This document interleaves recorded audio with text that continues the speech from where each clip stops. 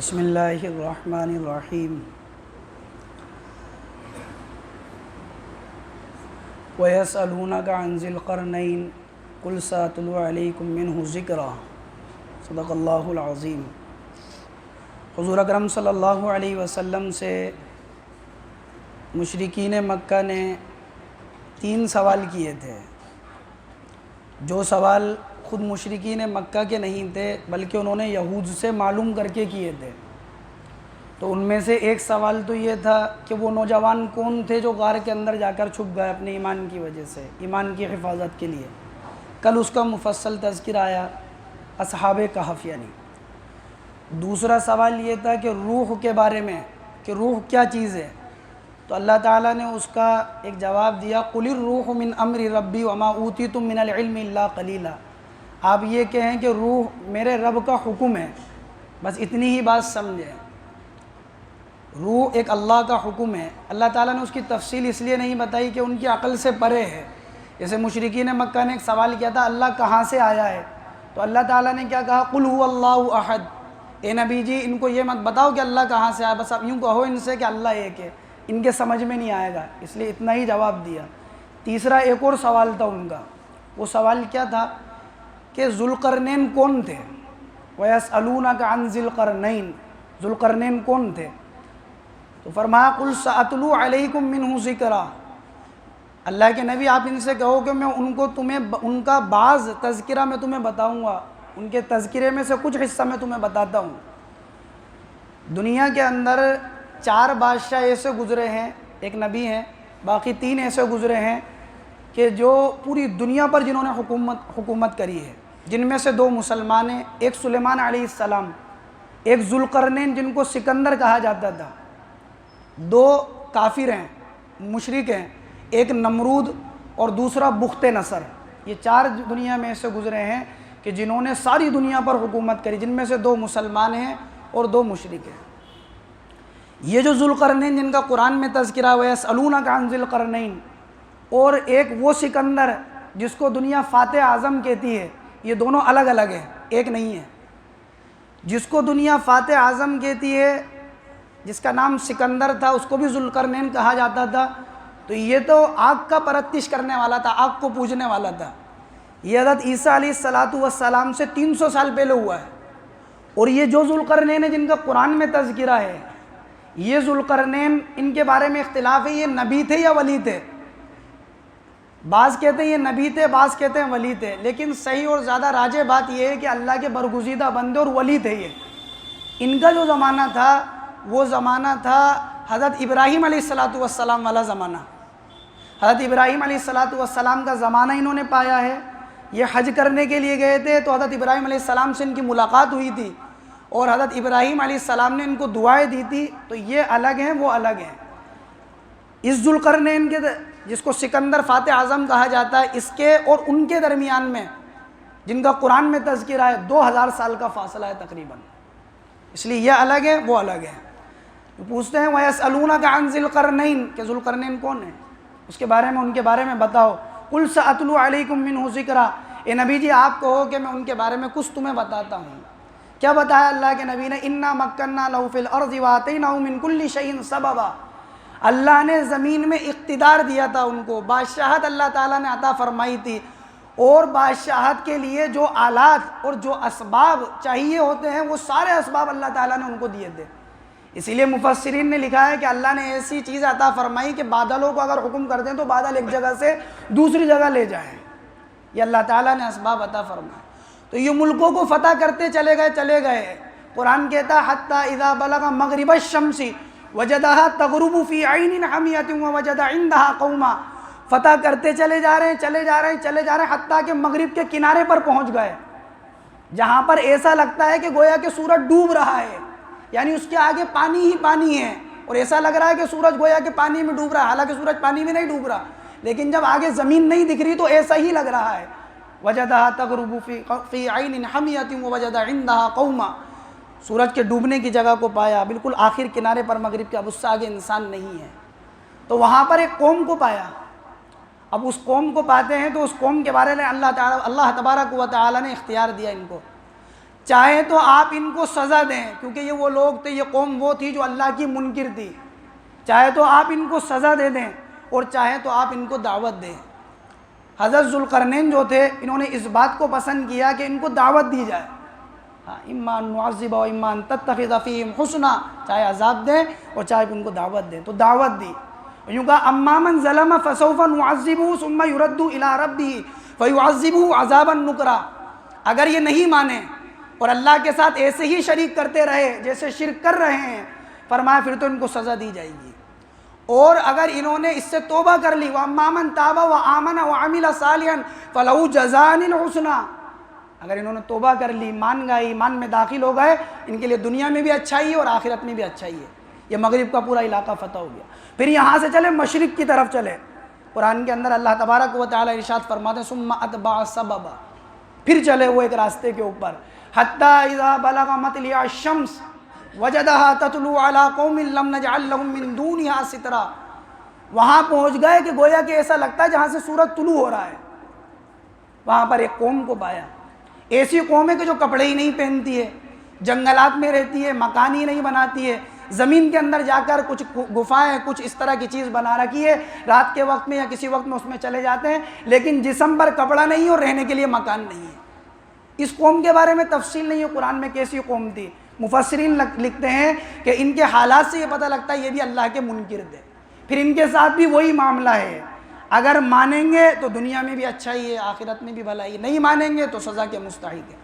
اللہ تبارک و تعالیٰ فرماتے ہیں پھر شمال کی طرف، مفسرین لکھتے ہیں کہ شمال کی طرف گئے، اللہ کہتے ہیں ثم اتبع سببا، پھر ایک طرف اور چلے گا، یعنی شمال کی طرف چلے گا، حتی اذا بلغ بین السدین وجد من دونہما قوما لا یکادون یفقہون قولا، ایسی قوم کے پاس پہنچے کہ جو دو پہاڑوں کے درمیان کے اندر موجود ہے، اور وہ قوم ایسی ہے کہ جس کی یہ بات نہیں سمجھ سکتے، ان کی بولی الگ الگ ہے۔ اب ان کی بات کو انہوں نے کیسے سمجھا؟ بعض مفسرین کہتے ہیں کہ کوئی ترجمان کے ذریعے سے سمجھا، بعض مفسرین کہتے ہیں کہ کچھ بات ان کی سمجھ میں آ گئی۔ تو وہ جو قوم تھی جس کو حضرت ذوالقرنین نے وہاں پر پایا تھا شمال کی طرف، تو اس قوم نے کہا قالوا یا ذا القرنین ان یأجوج ومأجوج مفسدون فی الارض فہل نجعل لک خرجا علی ان تجعل بیننا وبینہم سدا، کہ ذوالقرنین ہم تم سے ایک بات کہنا چاہتے ہیں، یہاں پر یاجوج اور ماجوج ہیں جو پہاڑوں کے پیچھے رہتے ہیں، کبھی کبھی یلغار کر دیتے ہیں، ہمارے اوپر حملہ کر دیتے ہیں، کھیتیوں کے اندر آ جاتے ہیں، ہمارے غلات کھا جاتے ہیں، ہمارے جانوروں کو کھا جاتے ہیں، ہمیں طرح طرح کے نقصان پہنچاتے ہیں۔ آپ کو اللہ نے بادشاہت دی ہے، ہم یہ چاہتے ہیں کہ ہم آپ کو مال جمع کر دے دیں تاکہ آپ انہوں کے درمیان یاجوج اور ماجوج اور ہمارے درمیان میں کوئی حد فاصل کھڑی کر دیں۔ تو حضرت ذوالقرنین نے کہا قال ما مکنی فیہ ربی خیر فاعینونی بقوت اجعل بینکم وبینہم ردما آتونی زبر الحدید حتی اذا ساوا بین الصدفین قال انفقوا حتی اذا جعلہ نارا، کہا کہ مال نہیں چاہیے، مال تو اللہ نے مجھے بہت دیا ہے، اللہ نے سارے اسباب دیے مجھے تو لوگ چاہیے ہیں، ہاتھ پیر کی خدمت چاہیے تمہاری، کہ تم ایک کام کرو لوہے کو جمع کرو تاکہ تمہارے درمیان میں اور یاجوج اور ماجوج کے درمیان میں ایک دیوار کو کھڑی کر دیا جائے۔ بہت سارا لوہا جمع کیا اور دونوں پہاڑوں کے سروں کے اوپر اس لوہے کو جمع کیا، حتیٰ کہ پہاڑوں کی بلندیوں تک لے گا اس کو، اور یہ فرمایا آتونی زبر الحدید حتی اذا ساوا بین الصدفین قال انفقوا حتی اذا جعلہ نارا قال آتونی افرغ علیہ قطرا، اس کے اوپر تانبا یا رانگ جو ہوتا ہے جب جمع ہو گیا اس کو آگ کے ذریعے سے دہکایا، جب بالکل سرخ ہو گیا تو اس کے اوپر تانبا، بعض مفسرین نے لکھا رانگ اس کے اوپر ڈال دیا، وہ ایک دیوار ہو گئی جو مضبوط دیوار تھی جو ان کے اور ان کے درمیان میں ہو گئی۔ فرمایا فَمَسْتَعُوا أَن يَظْهَرُوهُ وَمَا اسْتَطَاعُوا لَهُ نَقْبًا، اب یہ اس کو چھلانگ کر بھی نہیں آ پائیں گے اور اس میں کوئی نقب بھی نہیں لگا پائیں گے، کہیں سے توڑ کر بھی نہیں آ پائیں گے۔ جب یہ دیوار کھڑی کر دی حضرت ذوالقرنین نے، تو یاجوج ماجوج اس دیوار کے پیچھے چلے گئے، پہاڑیوں کے پیچھے کی طرف چلے گئے، یہ قوم اس طرف آ گئی۔ تو یاجوج ماجوج کا جو تذکرہ ان کے اندر آیا ہے، یاجوج ماجوج کون تھے؟ یاجوج ماجوج جو تھے وہ حضرت نوح علیہ السلام کا ایک بیٹا تھا سام، حام، یافس، تو یافس کی اولاد میں سے تھے یاجوج ماجوج۔ جب نوح علیہ السلام سے پہلے جو لوگ اللہ کے منکر تھے وہ سب ختم ہو گئے، صرف وہ لوگ بچے جو نوح علیہ السلام کے ساتھ تھے، تو ان میں 3 بیٹے بھی سوار ہوئے تھے جیسے میں نے ذکر کیا تھا، تو اس میں ایک کا نام یافس تھا، انہی کی اولاد میں سے ہی یاجوج ماجوج۔ یاجوج ماجوج ایک دیوار کے پیچھے ہیں، قرب قیامت کے اندر، قیامت سے پہلے وہ واپس آئیں گے۔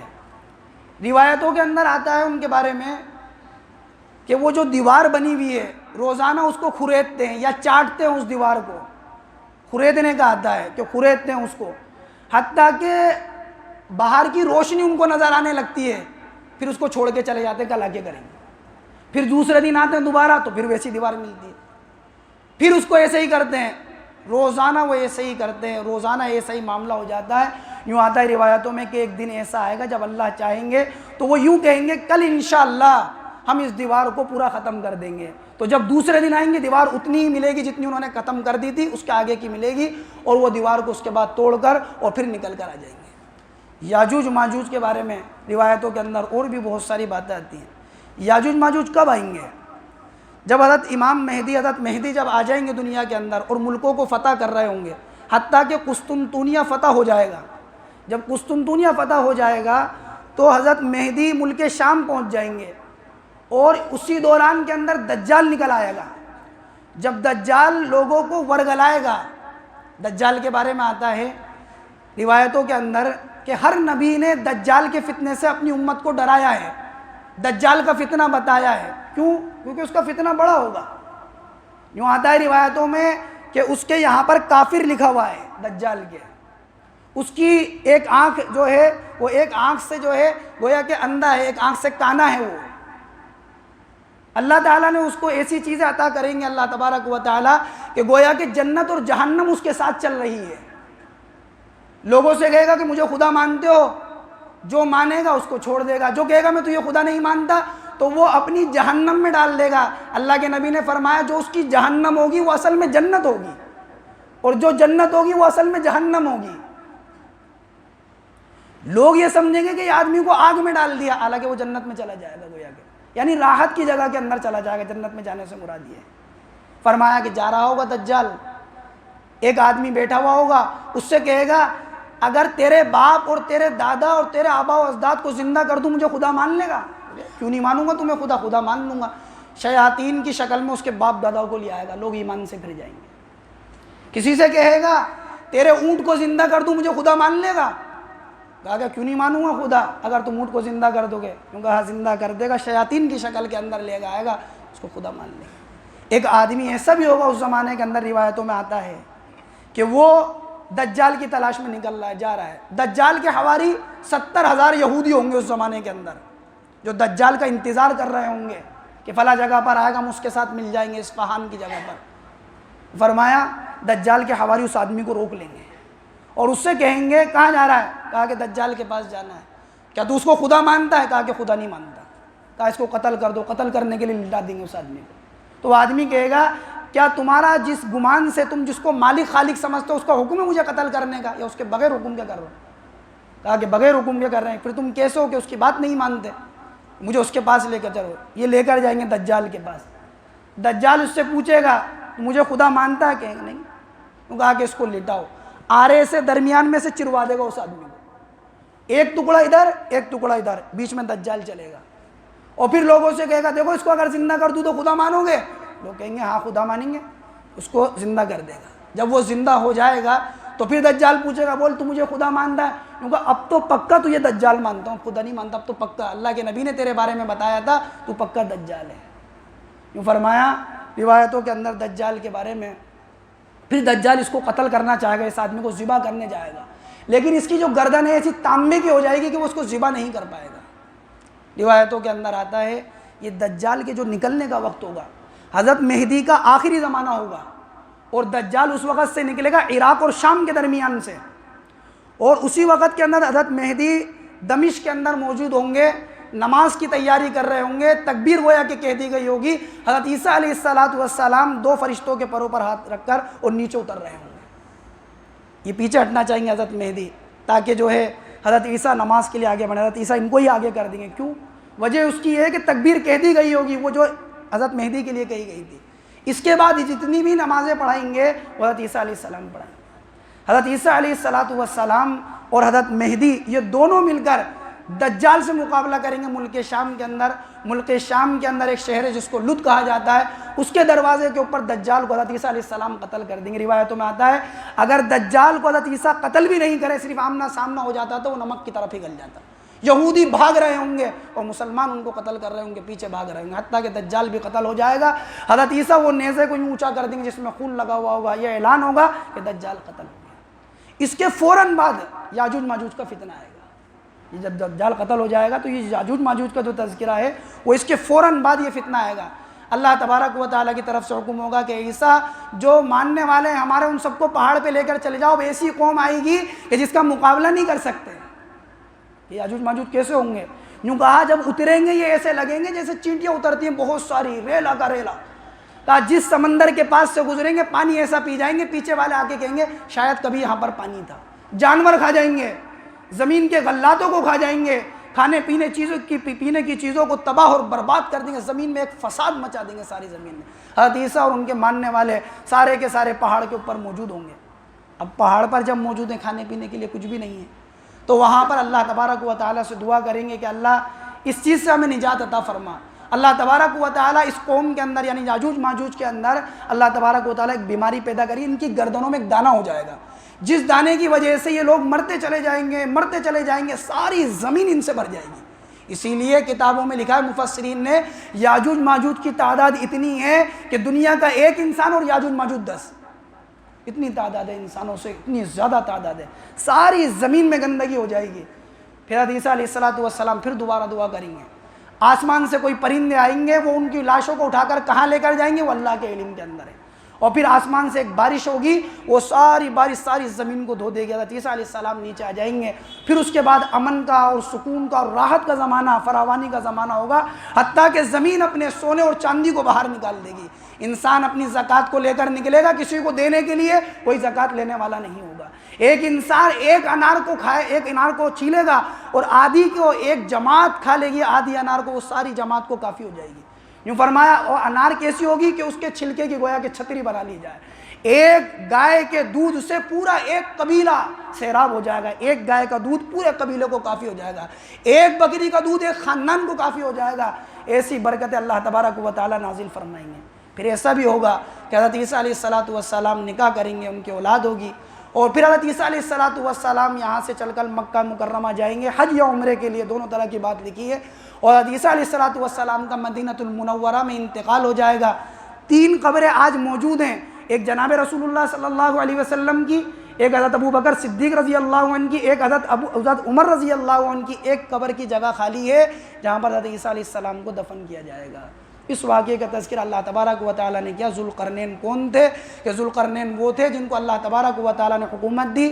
سوال مشرکین مکہ نے کیا تھا, اصل سوال یہود کا تھا, تو اللہ تبارک و تعالیٰ نے 3 سوالوں کا جواب دیا. اصحاب کہف کون تھے؟ کل تذکرہ کیا. روح کیا ہے؟ یہ اللہ کا حکم ہے, اس کے بارے میں مجھے زیادہ علم نہیں ہے. فرمایا ذوالقرنین کون تھے؟ کہ ذوالقرنین ہمارے نیک بندے تھے, ساری دنیا پر ہم نے انہیں حکومت دی تھی, اور اللہ کے احکامات کو ساری دنیا میں انہوں نے نافذ کیا تھا.